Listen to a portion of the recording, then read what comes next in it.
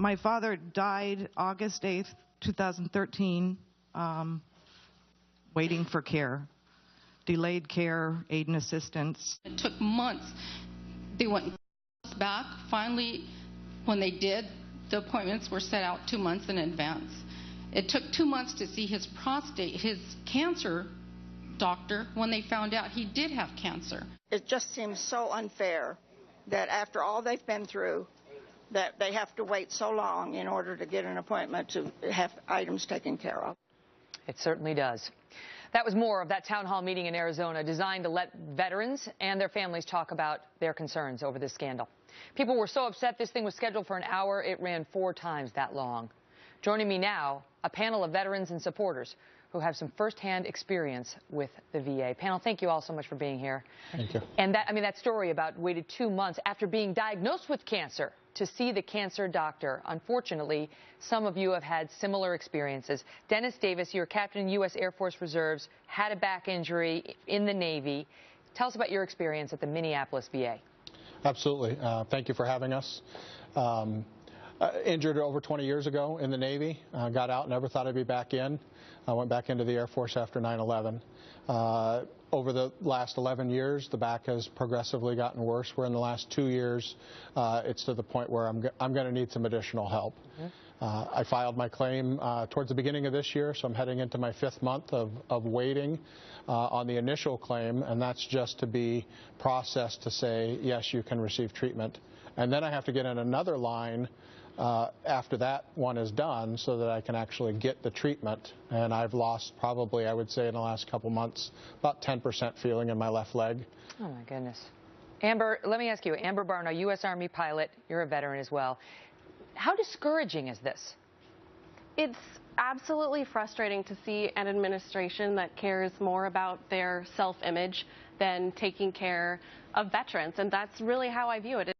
40 veterans are dead. This is just as big of a scandal as Benghazi or IRS, and they would rather deflect and not hold anyone accountable within the administration, from Shinseki all the way down to, like we've seen with Sharon Hellman at the Phoenix facility. She's on paid leave right now. And so as a veteran and seeing my fellow veterans go through some of these horrific experiences, it is infuriating to me. Lucas Simia, you're an Iraq War veteran, and you said you had a horrific time trying to enroll at your veterans hospital just to get treatment.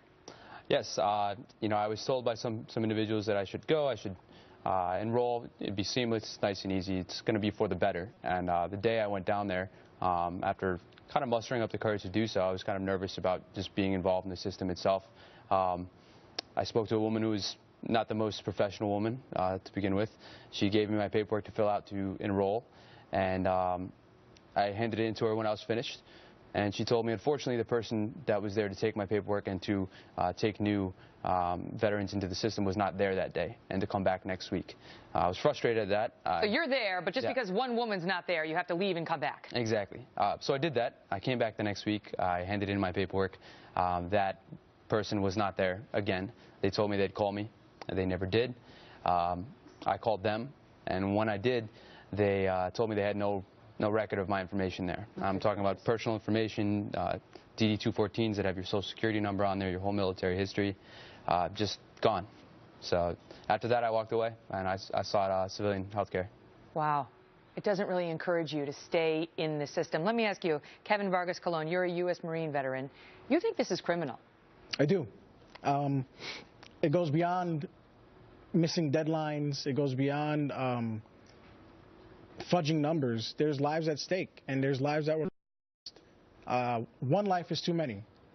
And now that the VA is admitted to, I think the numbers are somewhere in the 20s of these deaths being related to the time delay issues, at what point do we say we need to fix this, and at what point do we hold the people accountable for these losses? Darin Selnick, you're a U.S. Air Force vet, former advisor, actually, to the Department of Veterans Affairs under President Bush. This has been going on a long time, but now we're hearing about people dying as a result of these delays, and you personally have heard some of those stories. Oh, absolutely. I served 3 secretaries. My former boss was on your show the other week, Secretary Principi. And what's been shocking about this is the total ethical breakdown. It's not shocking that there might be some gaming of the system, and that the wait times may be busted. What's shocking is that the gaming has gone to the point of causing veterans death. That was always an ethical line, and I am sure that they are shocked in central office to do this. And my personal belief, as my boss said, about the ethical problems here of being criminal, is that in 2010, there was the smoking memo. I read that memo, 9 pages. They did the right thing in 2010 by putting that out and said, stop it.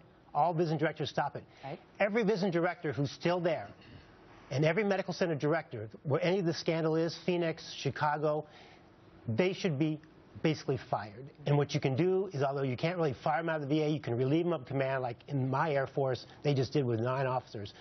Shinseki should be relieving every single one of those VISN and every one single of those medical center directors who have not followed that directive and have problems. They should be relieved of command immediately. When you say VISN, explain. We don't know what that is. The VISN is the regional office, so to speak, that runs the medical centers and the current VA nominee. That's how crazy the situation is right now. And just to give him the power to fire the people who are responsible at the specific VA, we need legislation.